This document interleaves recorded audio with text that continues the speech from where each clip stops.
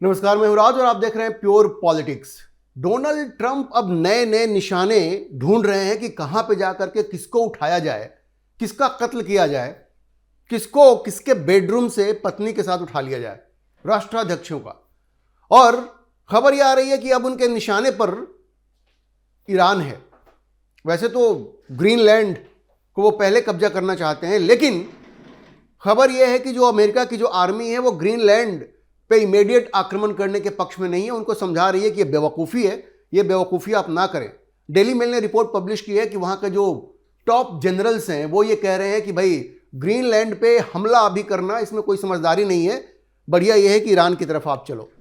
या जो Russian ships हैं जो छुप करके तेल खरीदने और बेचने का काम कर रहे हैं वेनेजुएला से, उनको हम लोग टारगेट करते हैं। मतलब किसी तरह से वो ग्रीनलैंड को अवॉइड करना चाह रहे हैं। तो ऐसे में ये संभावना बहुत ज़्यादा बढ़ गई है कि अमेरिका बहुत जल्द ईरान के ऊपर आक्रमण कर दे। ये बहुत संभव है। और देखिए, रॉयटर्स ने खबर पब्लिश की है जिसमें यह कहा गया है कि अभी अमेरिका ने इजराइल के साथ इस बात पे चर्चा की है कि किस तरह से ईरान के अंदर ऑपरेशन लॉन्च किया जाए। ये क्या ऑपरेशन होगा आप समझ सकते हैं। क्या ऑपरेशन होगा, किस तरह का ऑपरेशन होगा और किस तरह की धमकी डोनाल्ड ट्रंप दे रहे हैं, यह सब आपको पता है।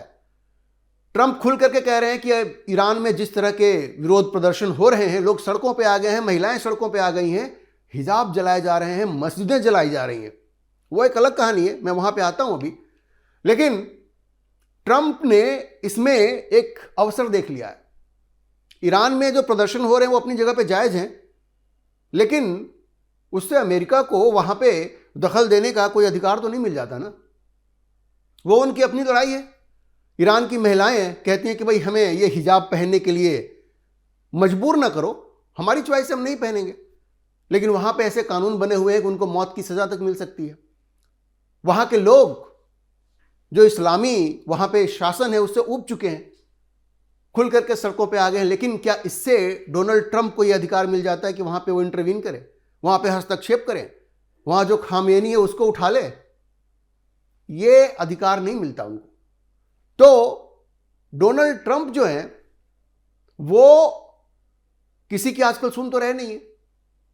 जब वेनेजुएला के राष्ट्रपति को घर से उठा सकते हैं तो ईरान के जो खामेनी हैं उनको भी उठा सकते हैं वो। और खबर यह है कि इजराइल के साथ उनकी बातचीत हुई है, रॉयटर्स ने खबर पब्लिश की है। और ट्रंप तो कह ही रहे हैं कि भाई हम ईरान के लोगों को मदद करने के लिए हमेशा तैयार हैं। अब देखिए, शनिवार को एक फोन कॉल हुआ अमेरिकी विदेश मंत्री secretary of state Marco Rubio और इजराइल के प्रधानमंत्री बेंजामिन नेतन्याहू के बीच में।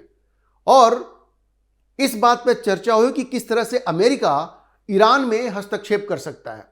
अब आप सोचिए कि ये जो भी ऑपरेशन होगा ईरान में, उसमें नेतन्याहू का पूरा समर्थन होगा डोनाल्ड ट्रंप को। और अगर अमेरिका और इजराइल मिल करके ईरान पे अगर हमला करेंगे, अगर खामेनी को वहां से उठाना चाहेंगे, तो कोई मुश्किल नहीं है। ईरान में जो इस्लामी शासन है वो खुद से इस मुसीबत में फंसती जा रही है, इससे भी इनकार नहीं किया जा सकता। उनके पास ताकत तो है नहीं और अपने लोगों को ही वो दबा रहे हैं, तो उन्होंने तो एक मौका दे दिया है। और इजराइल ने तो पहले भी आपने देखा होगा किस तरह से चुन चुन करके लोगों को मारा ईरान में। उसको तो ये काम तो अकेले इजराइल भी कर सकता है, लेकिन इस बार प्लान बड़ा है। इस बार वहां की जो इस्लामिक लीडरशिप है, जो खामेनी है, इन सबों को वहां से उठाने का प्लान है।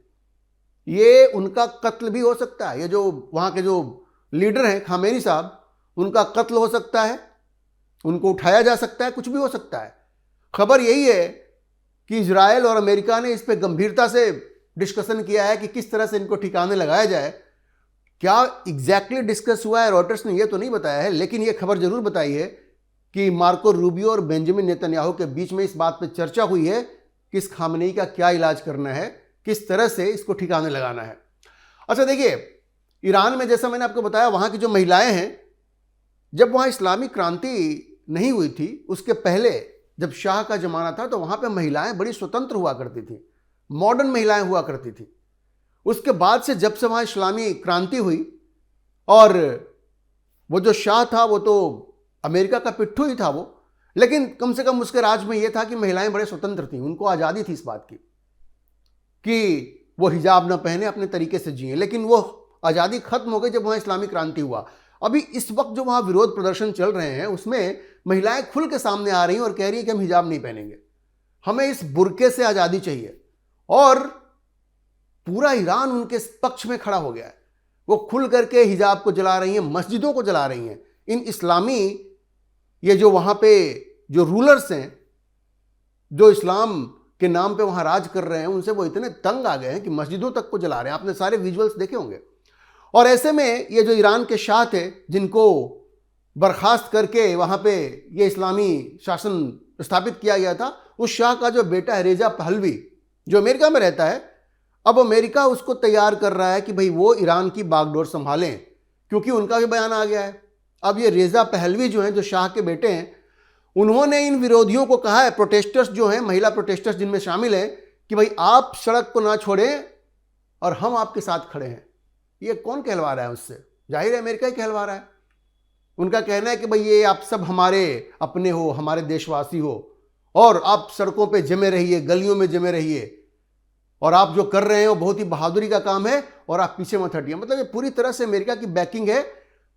बहुत स्पष्ट है कि वहां के जो विरोध प्रदर्शन हो रहा है उसको अमेरिका का सपोर्ट हासिल है। विरोध प्रदर्शन सही है, गलत है, वो अपनी जगह पे है, लेकिन इसके पीछे अमेरिका, ये तो बड़ा स्पष्ट है। और अब ये शाह के बेटे को खड़ा किया जा रहा है कि भाई आप उनके पीछे खड़े हो जाइए, उनको लीडरशिप प्रोवाइड कीजिए। आपने देखा होगा बांग्लादेश में ही हो रहा है। ये जो खालिदा जिया हैं, उनके बेटे जो इतने समय से देश के बाहर थे, उनको वापस बुलाया गया है। ये सब कुछ अमेरिका ही तो कर रहा है। तो आप समझिए कि जो खेल अमेरिका वेनेजुएला में जो खेल उसने खेला, वो अब ईरान में खेलने जा रहा है। और जिस तरह से खालिदा जिया की बेटे की वापसी हुई है बांग्लादेश में, उसी तरह से ईरान में शाह के बेटे की वापसी हो रही है। अच्छा, क्या चीज जो ईरान में वहां के शासकों के खिलाफ जा रही है कि उन्होंने अपने लोगों को इतना नाराज कर दिया है, इतनी ज्यादतियां की हैं उन्होंने वहां के लोगों पे, महिलाओं पे। इतने सारे लोग वहां मारे जा रहे हैं। अब तक हजारों लोग मारे गए हैं। सरकार ने हजारों विरोधियों को मार दिया है, लेकिन उसके बावजूद जो विरोध है वो रुकने का नाम नहीं ले रहा है। वहां पे इंटरनेट को बंद कर दिया गया है, और जो खामेनी रिजीम है वो हर तरह का जुल्म वहां पे कर रहा है। सीधे सीधे गोलियां मारी जा रही हैं। जो ह्यूमन राइट्स ऑर्गेनाइजेशन है वो कह रही है कि भाई इतने सारे डेथ्स हो रहे हैं, इंटरनेट को आपने बंद कर दिया है, लेकिन ईरान किसी की सुन नहीं रहा है। अभी आपने देखा होगा ब्रिटेन में कुछ लोगों ने जा करके वहां की एम्बेसी पे झंडा जाके बदल दिया। अब ये जो प्रोटेस्ट शुरू हुआ है उसके पीछे बहुत सारी चीजें हैं। एक तो होता है कि जब लोग खुश होते हैं, उनको आर्थिक रूप से संपन्न होते हैं, तो ये चीजें बहुत ज्यादा मायने नहीं रखती। थोड़ी बहुत आजादी कम भी हो तो चलता है। तो वहां आजादी नहीं है, उसके अलावा जो आर्थिक रूप से उनको इतने मुश्किलों का सामना करना पड़ता रहा है, क्योंकि वहां की इकॉनमी बहुत स्ट्रगल कर रही है। बहुत सारे प्रतिबंध तो अमेरिका नहीं लगाए हुए हैं, तेल पे ऊपर प्रतिबंध लगा हुआ है, और ईरान, वेनेजुएला, चीन, इन सबों का आपसी जो गठजोड़ था वो भी वेनेजुएला में जो कुछ हुआ है उससे भी खत्म हो रहा है। तो अब तो स्थिति और बिगड़ती जा रही है। और इस वजह से जब चूंकि आर्थिक रूप से ईरान कमजोर पड़ता जा रहा है, और ये जो इस्लामी शासक है वो तरह तरह के प्रतिबंध लगा रहे हैं, किसी को बोलने की आज़ादी नहीं है, ये भी वहां पे मुद्दा है। ऐसा नहीं है कि सब कुछ अमेरिका के कहने पे ही हो रहा है। वहां के जो इस्लामी शासक हैं, खामेनी रिजीम जो है, उसकी भी अपनी गलतियां, ये तो आपको मानना पड़ेगा, लेकिन उसका फायदा अब अमेरिका उठा रहा है। और देखिए, दुनिया में ऐसे बहुत सारी जगहें हैं जहां के लोग अपनी सरकार से खुश नहीं है। खतरा इस बात का है, और इस बात को सिंगापुर ने भी कहा है। सिंगापुर ने यह कहा है कि जिस तरह से वेनेजुएला के राष्ट्रपति को अमेरिका ने उठाया है, तो दुनिया के सारे छोटे देशों को खतरा है। और वास्तव में भाई, वेनेजुएला के राष्ट्रपति को आप उठा सकते हैं तो कल को सिंगापुर के राष्ट्रपति को आप उठा सकते हैं। बहुत सारे छोटे छोटे देश हैं, तो आप राष्ट्रपति को उठा लेंगे। आप ग्रीनलैंड को कैप्चर कर सकते हैं, उसकी जमीन हथिया सकते हैं, तो किसी भी देश की जमीन हथिया सकते हैं। तो इसको लेकर दुनिया भर में एक खौफ का माहौल बनता जा रहा है। लेकिन ईरान थोड़ा अलग है। ईरान ने चूंकि अपने ही लोगों को नाराज किया हुआ है, और वहां की महिलाओं के ऊपर इतना जुल्म किया है कि किसी ने हिजाब नहीं पहना तो आपने उसको गोली मार दिया। इसको लेकर के वहां स्थिति बहुत बिगड़ती जा रही है। और अब इसको बहाना बना करके अमेरिका ने वहां इंटरवीन करने का, वहां हस्तक्षेप करने का, और इस खामेनी को उठाने का पूरा प्लान बना लिया है। आपको किसी भी दिन यह खबर मिल सकती है कि खामेनी को तेहरान से उठा लिया गया है, या तो उनको मार दिया गया है, या फिर उनको उठा करके कहीं ले जाया गया है। ये खबर आपके पास कभी भी आ सकती है, क्योंकि इसमें नेतन्याहू भी शामिल है और नेतन्याहू तो चाहते ही है कि इनको बर्बाद किया जाए। लेकिन ये जो खामेनी है वो सुन नहीं रहा है, वो कह रहा है कि हम तो लड़ेंगे। हालांकि देखिए, खबर ये भी आ रही है कि वो भाग के रूस जा सकता है, रूस में शरण ले सकता है, ये भी खबर आ रही है। लेकिन दिखाने के लिए वो ये कह रहा है कि भाई हम अमेरिकियों से लड़ेंगे, हम विदेशी ताकतों के सामने झुकेंगे नहीं। लेकिन उनकी स्थिति बहुत खराब है, उनकी स्थिति बहुत खराब है। ये खामेनी साहब कुछ भी कह लें, उनको पता है कि जो लोग सड़कों पे आ गए हैं वो अब किसी से डर नहीं रहे हैं।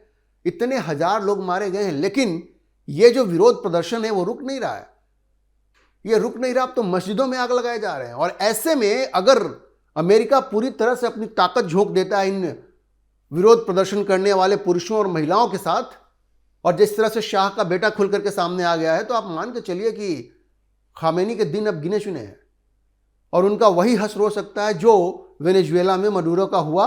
और दुर्भाग्य से इस वक्त दुनिया में कोई ऐसा नहीं है जो ट्रंप के सामने खड़ा होकर के छाती तान करके ये कहे कि तुम जो कर रहे हो गलत कर रहे हो। एकमात्र उम्मीद रूस, भारत और चीन से, RIC ब्लॉक से।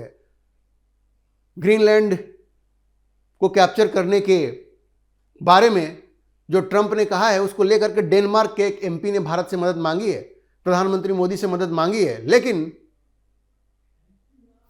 RIC ब्लॉक ही इतना ताकतवर है कि ट्रंप को चैलेंज कर सकता है और उसकी मनमानी पर रोक लगा सकता है। अब देखिए, प्रधानमंत्री मोदी, जिनपिंग और पुतिन कब यह फैसला करते हैं कि भाई एनफ इज एनफ, बहुत हो गया, अब ट्रंप की मनमानियों पर रोक लगाया जाए। इस बिल्ली के गले में घंटी बांधने का वक्त आ गया है, इनको इनकी जगह दिखाई जाए।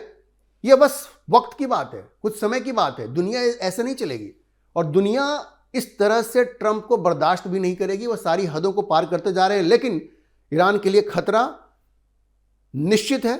यह खामेनी रिजीम कभी भी खत्म हो सकती है और ज्यादा संभावना इस बात की है कि अमेरिका इंटरवीन करेगा, हस्तक्षेप करेगा। नेतन्याहू के साथ मिलकर के ट्रंप खामेनी का वही हश्र कर सकते हैं जो उन्होंने वेनेजुएला में मडूरो का किया है। अभी के लिए इतना ही। हम इस खबर पर नजर बनाए रखेंगे और आपको अपडेट करते रहेंगे। इस विषय पर आप क्या सोचते हैं, अपनी राय कमेंट बॉक्स में जरूर लिखें। और अगर आपको वीडियो पसंद आया तो आप इसे लाइक करें, शेयर करें और हमारे चैनल को सब्सक्राइब जरूर करें।